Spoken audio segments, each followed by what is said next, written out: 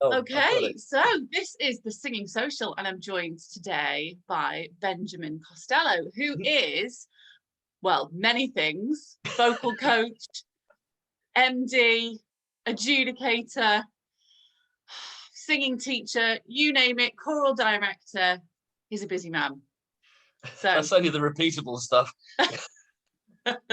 Sorry. okay, so right, tell me first of all how you got into this, how you got into music. Okay, what was your doorway into your little experience of being like, oh my goodness, here's the magical world of music? Do you know what? That's weird. You got to be ill, I think. That's a good way in. I got really bad asthma when I was a kid, and my mum took me to the doctor, and the doctor said you need to learn a wind instrument. So I didn't really have any interest in music at all. So I thought, well, okay, this is like around 1982, 83, and James Galway had was in the charts with Annie's song, you know, that John Denver classic. Oh yeah. And so I thought that sounds nice. I wouldn't mind playing that. So I started the flute, and I Oh got nice. yeah, Same. that So was did I. it's nice, you know. It was a good sort of musical foundation, and I got quite far, and that was my first study. And then I dropped it when I went to uni, and because I was getting really into piano playing. About a year later, I started playing the piano because I was in the flute, and that kind of took over. And then I did singing and piano jointly at uni, and it kind of went from there, really. Nice. Which uni did you go to? Oh, Kingston. I mean, you know, it was amazing then. Back in the 90s. I mean, it was, you know, it was new university, you know, one of the Red Bricks 92 intake. And there was a really, really flourishing music department. There was everything going on. I mean, the chamber choir, which I did for a bit, was, you know, doing cathedral residencies, all the rest of it. I remember walking in there, you know, and getting accepted in to sing tenor in it. And it was Britain Hymn to St. Cecilia was like one of the first things that we did. You can imagine the experience thing I that. mean, I think that's fair to say that it's a very different scene there now, isn't it? It is. I mean, it's a shame because, of course, they stopped the degree, the music degree per se, ended about 2 years ago. They've got a degree in pop music, I think, popular music, and one in music tech.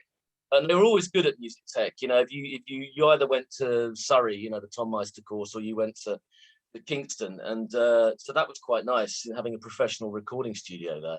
But it's a really nice place to be. You know, you go Yeah. up the hill at Kingston, you're in almost in Richmond Park, and Yeah, lovely gorgeous. space. But no, I kind of have a little bit of nostalgia.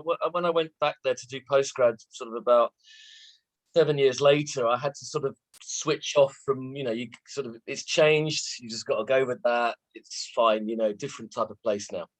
So But what was your first foray into singing lessons then? How was that experience for you? I think I was in choirs really, and I had a teacher who was really quite solid. I'm not going to say who it was, and it was all bel canto stuff, really, you know, which was great actually. I mean, really good foundation stuff. I mean, it was just Ari and TK Vakai and all the rest. I wasn't allowed to sing any musical theatre at all. It was like no, which is ironic because that's what I was best Yeah. at, really. Yeah. But now, actually, I find working classically really quite rewarding as well. I try and have a mix of both. But I really struggled actually as a singing student. It didn't really come very naturally to me. You know, I was pretty rubbish, I think. But they always say the worst It's a singing teachers technical make the best term. the worst singers make the best singing teachers because they know all the problems that could go wrong. And But you know what? It always reminds me of that Anna Russell quote that she used to say, you know, many singing teachers have at one time or another tried to ruin my voice. So now I'm in a good position to do the same for you.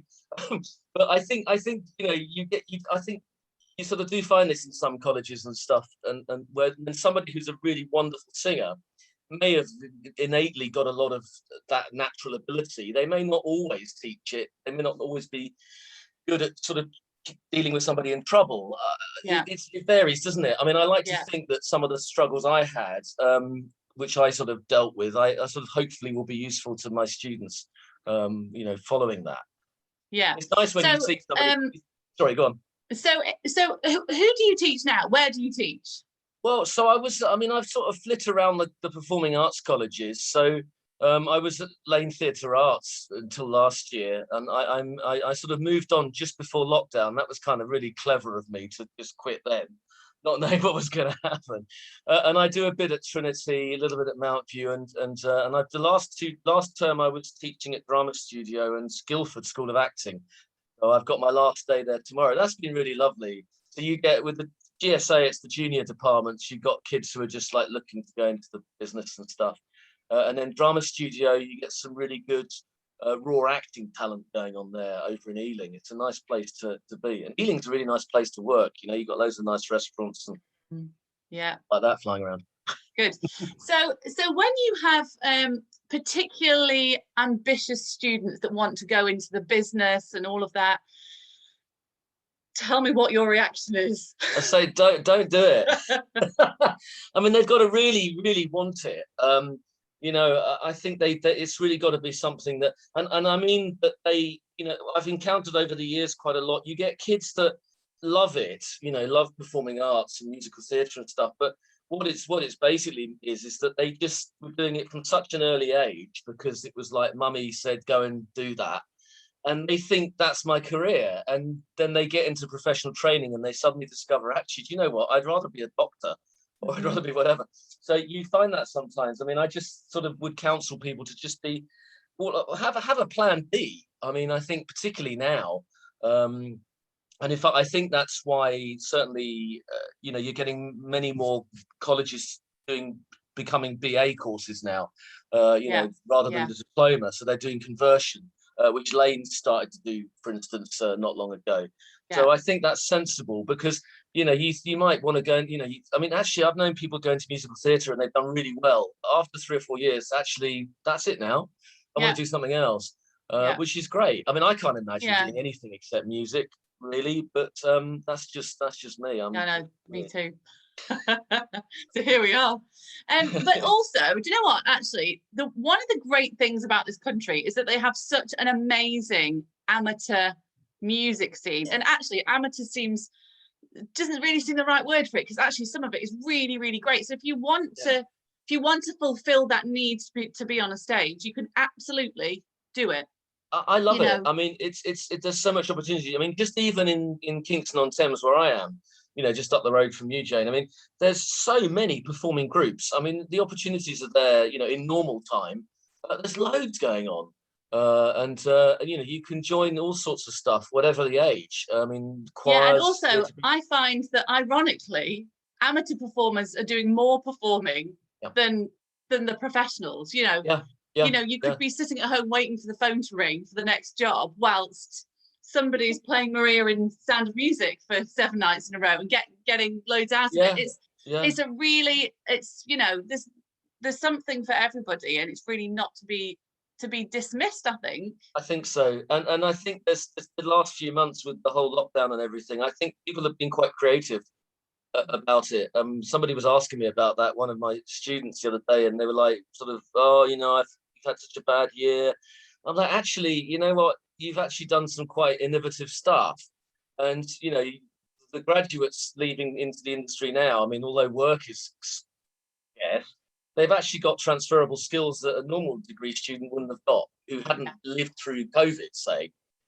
So I try and put a positive spin on it, which isn't easy, because you sort of look and think, you know, you've got a whole graduate year that's gone out last year, walked into no work, and now you've got the next year going out into the industry and there's no work still either. It's a huge backlog, isn't it? A huge, really difficult backlog. Yeah. So how much of your experience in your own singing lessons do you transfer into the lessons that you give now? Are there things that you've taken from your lessons, or are they completely different? I don't teach anything like the way I used to get taught, really. And I don't know whether it's because I sort of started out, because I did a lot of, I mean, I've always straddled between being a singing teacher and a vocal coach, and so I come at it with an, you know, sometimes you put an MD hat on and you teach in that way. Okay, so tell me then, what is the difference between a singing teacher and a vocal coach? Oh God. Well, in the basic sense of it, if you look at how the colleges play it, the singing teacher is dealing predominantly with technical matters. The vocal coach is dealing with repertoire and style, and, you know, choosing suitable audition material, that kind of thing. But you do cross over. It's possible to do both. And obviously, if you're on your own as an outfit on your own, then you can do that.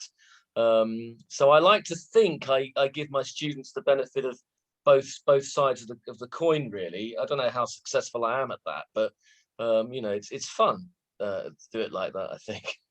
Yeah, fantastic. So you prefer teaching musical theatre as opposed to classical, or?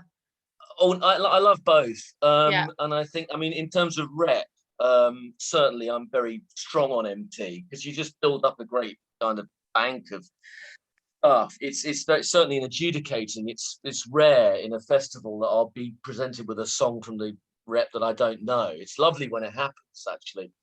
But you know, sometimes you get a student will bring something, you know, and it'll be a show that's literally just been written and they've got some illegal copy from somewhere, yeah, and you think, from how a do you from a get hold of that? workshop somewhere. Yeah, where the Yeah, hell? I remember when I first started hearing Jason Robert Brown's Songs for a New World, stuff from that coming over, and it was all like dodgy fax machine stuff.